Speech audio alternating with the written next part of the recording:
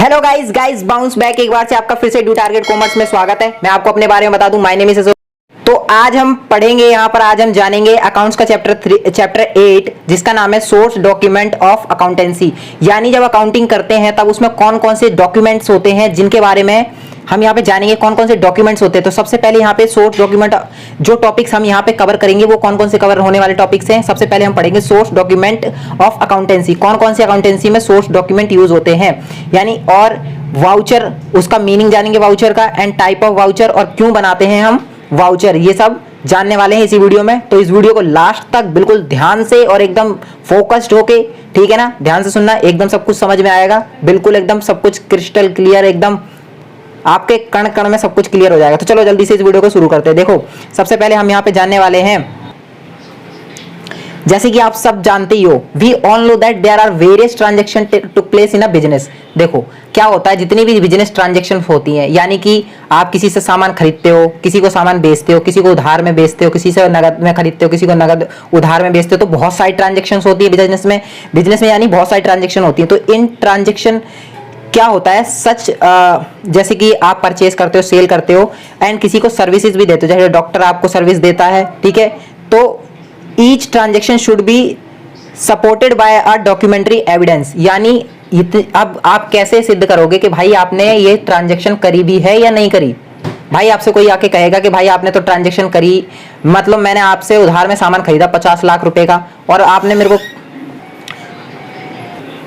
अब मैंने 50,000 रुपए का माल तो खरीद लिया, लेकिन अब आप कहते हो कि भाई आज डेट पूरी हो चुकी है, अब आपको पैसे देने हैं। तो मैं कहता हूं भाई पैसे, तो अब मैं कह देता हूं कि भाई मैंने तो कोई ट्रांजैक्शन नहीं करी, तो आप मेरे से जबरदस्ती लड़के तो पैसे लोगे नहीं। तो इसके लिए आपके पास कोई सबूत होना चाहिए। तो वो सारे जो भी डॉक्यूमेंट्स होते हैं, जो भी सबूत होते हैं, या जो भी आप डॉक्यूमेंट बना के देते हो या उससे लेते हो उधार में, और जो आप उसको देते हो, वो कौन कौन से डॉक्यूमेंट होते हैं जो ये सिद्ध करते हैं हाँ भाई एक्चुअल में ट्रांजैक्शन हुई है। तो कौन कौन से होते हैं, वो होता है cash receipt, debit note and credit note, cash memo. तो ये सारे एविडेंस उस चीज में यूज होते हैं कि आपने ट्रांजैक्शन करी है, लेन देन किया है उस पर्सन के साथ। तो बात करते हैं फर्स्ट पॉइंट पे। फर्स्ट पॉइंट हमारा था क्या, फर्स्ट पॉइंट था हमारा सोर्स डॉक्यूमेंट ऑफ अकाउंटेंसी, ठीक है ना।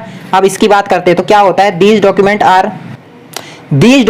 Are first record about the details of a business transaction. Business, BS means यहाँ पे बिजनेस है, यानी कि ये डॉक्यूमेंट क्या करता है, सोर्स डॉक्यूमेंट क्या करता है, जितनी भी ट्रांजेक्शन हुई है उनका सबसे पहले डिटेल रिकॉर्ड करता है। कौन कौन सी डिटेल रिकॉर्ड करता है, सच डॉक्यूमेंट रिपोर्ट, और ये रिपोर्ट देता है किन चीजों के बारे में, कब हुई थी वो ट्रांजेक्शन, डेट बताता है, कितने अमाउंट की हुई थी, एंड पार्टीज इन्वॉल्व, और उसमें कौन कौन सी पार्टीज, मैं इन्वॉल्व था या आप इन्वॉल्व थे या कोई अदर पार्टी इन्वॉल्व थी उसमें उस ट्रांजेक्शन के टाइम पर, नेचर ऑफ ट्रांजेक्शन, किस तरह की ट्रांजेक्शन थी, यानी कि कौन कौन से होते हैं, पर्सनल, नॉमिनल, रियल, किस तरह की ट्रांजेक्शन थी, ठीक है ना। 3 रूल थे, उसी से ही रिलेटेड होगी कोई एक ट्रांजेक्शन।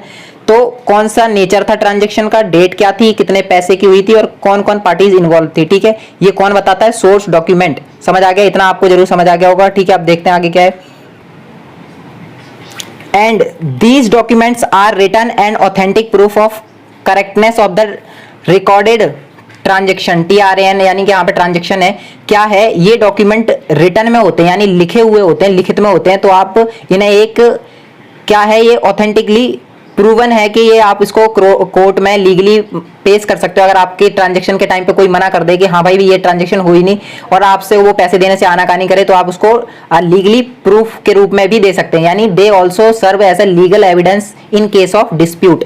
अगर कोई भी डिस्प्यूट हो जाता है, कोई भी मतलब बहसाबासी हो जाती है, डिस्प्यूट हो जाता है, झगड़ा हो जाता है, तो उसके लिए आप लीगली आप इसको कोर्ट में भी पेश कर सकते हैं सोर्स डॉक्यूमेंट को, ठीक है। तो कौन कौन से होते हैं आप सोर्स डॉक्यूमेंट, इनके बारे में बात करते हैं, कौन कौन से हैं। सबसे पहले बात करते हैं कैश मेमो। अब कैश मेमो क्या होता है, when a trader sells for a cash he receive cash memo. जैसे मैं हूं ट्रेडर, यानी मैं सेल करने वाला पर्सन हूं, मैंने कैश में कोई चीज बेची है, तो मेरे को, मैं उस जिस पार्टी को मैंने बेचा है सामान, मैं उससे क्या लूंगा, कैश मेमो लूंगा। यानी मैंने उसको पैसे में सामान बेचा, तो मैं उससे क्या लूंगा, मैं लूंगा कैश मेमो, ठीक है ना, कि भाई हाँ कैश में ट्रांजेक्शन हुई है। जैसे कि गुड्स सोल्ड, और कैश मेमो का ही क्या हो जाएगा, यानी क्रेडिट मेमो, यानी कि वाइस वर्सा, इसका ही दूसरा पर्सन भी क्या करेगा, अगर इस बार मैं बेचने वाला नहीं, मैं खरीदने वाला हूं और दूसरा बेचने वाला है, तो वो भी मेरे से क्या लेगा, कैश मेमो लेगा, यानी दोनों वाइसा वर्सा हो जाएंगे अपोजिट। मैं बेचने वाला तो मैं उससे कैश मेमो लूंगा कैश ट्रांजेक्शन पे, वो बेचने वाला तो वो मुझसे लेगा, ठीक है।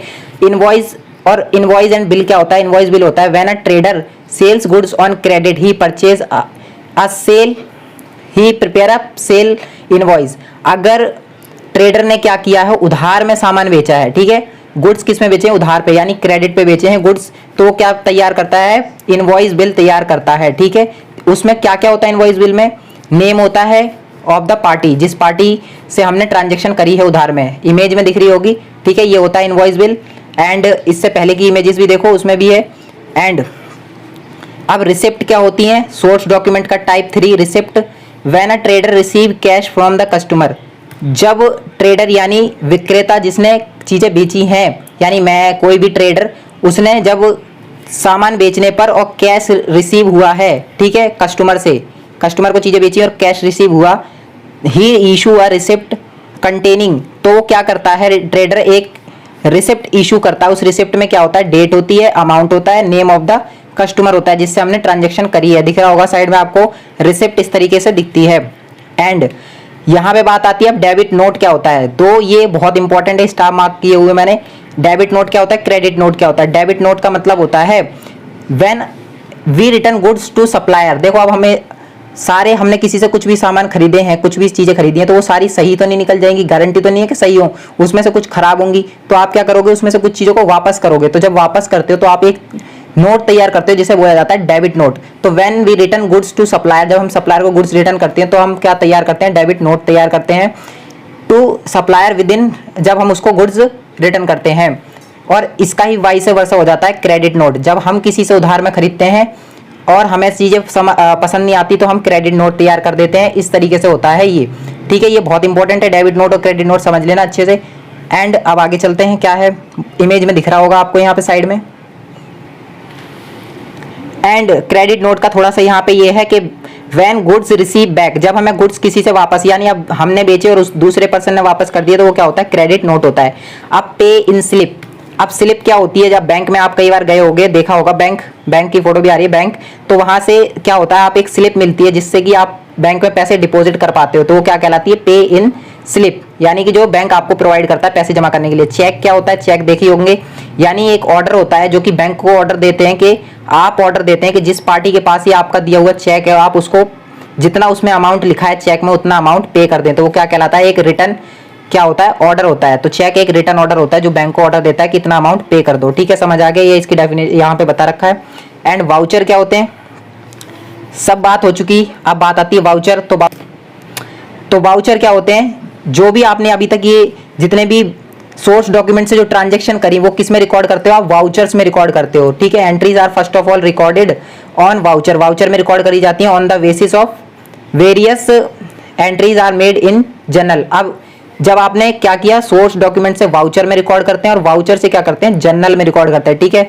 तो अब देखते हैं टाइप्स ऑफ वाउचर कौन कौन से होते हैं। तो सबसे पहला होता है डेबिट वाउचर, दूसरा होता है क्रेडिट वाउचर। डेबिट वाउचर क्या होता है, कैश में अगर आपको पेमेंट करनी है उसके लिए। एंड क्रेडिट वाउचर क्या होता है, अगर आपने कोई कैश में खरीदा या सामान बेचा है तो उसके लिए कैश रिसिप्ट तैयार करने के लिए credit voucher. And non cash voucher. आज के लिए इतना ही, ये चैप्टर आप कंप्लीट कर लीजिए, इसके बाद आप कुछ भी नहीं बचा है, ठीक है। ये सारा इंपॉर्टेंट था, जितना मैंने बता दिया इतना ही आप कर लेंगे, काफी है, सफिशिएंट है।